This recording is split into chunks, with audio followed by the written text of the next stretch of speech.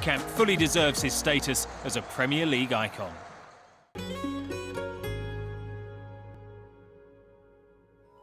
Canada, a nation of vast size and enormous beauty.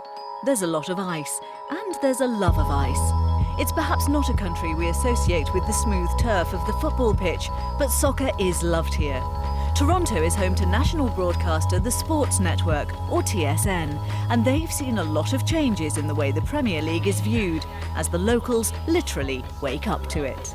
It's incredibly popular with Canadians. The Premier League is the one that everybody is seeing. It's marketed supremely well, and they want to watch it every single morning. What people talk about and what we hear from them is that, you know, it's become a staple in their lives. They get up on a Saturday morning, they have their breakfast, they watch live sports, and you can't really do that in anything else on a Saturday morning over here in North America.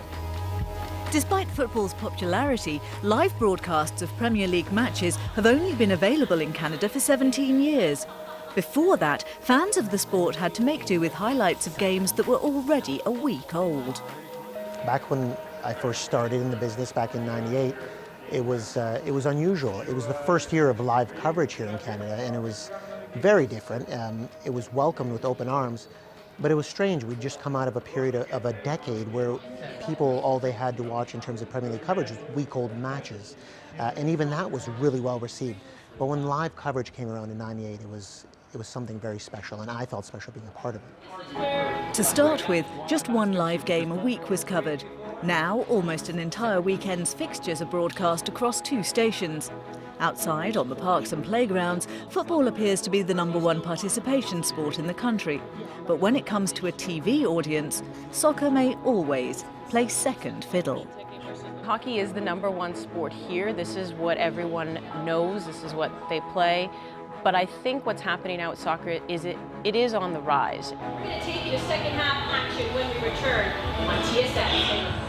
You may have heard this as well. In Canada, we're very diverse here, and I come from a family that immigrated to Canada, and the motherland is Italy, where soccer is huge. So a lot of that was brought on over to Canada from immigrants who come here, and they love the sport and they care about the sport and they want to play the sport. So when it's on TV, everyone gravitates towards it. Pundit Janusz Mihalik emigrated to America with his parents when just a boy. He went on to play in the MLS and won 44 caps for the United States. Now he provides match-day analysis for an increasingly knowledgeable viewership. My job is to tell them what's happening on the pitch. You know, I'm the former player. I look at the game from a standpoint, what happened, why it happened, what should have happened. I'm not much into statistics, never have been, because footballers aren't, and that's not my job. Hey, it's a set piece against Liverpool. There's a surprise. I always think that the defense know more than I do. Because when you start with that, then it ups your game and makes you do a great job. And blue is the colour. Of course, the star of the show is the product itself, which delivers drama season after season. Manchester City and Chelsea may have won the last 2 titles, but they've not quite shifted the old power balance when it comes to support across the Atlantic. Our numbers dictate that whenever we have a Manchester United game, they are, superior to everything else.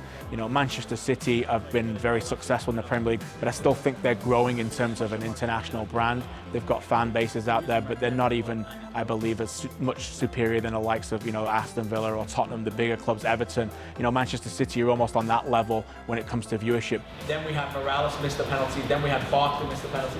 This league, and again, there's no argument if it's the best or not. It is the most entertaining. I think it's the way it's presented by the host, in terms of stadiums, the fans, and the way the game is shown and shot by television networks there, it's second to none. It's how product should be presented. You started with one network showing one match at the 10 a.m. slot on a Saturday morning.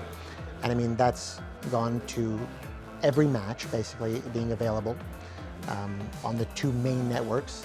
But I mean, wall-to-wall coverage, you won't miss a minute. I know that when I turn into Premier League, it's going to be a full house and it's going to be a great product, and most of the time it's going to be entertaining. Can we say this on television? Look at it. Here we go. Still to come, we take a trip down memory lane with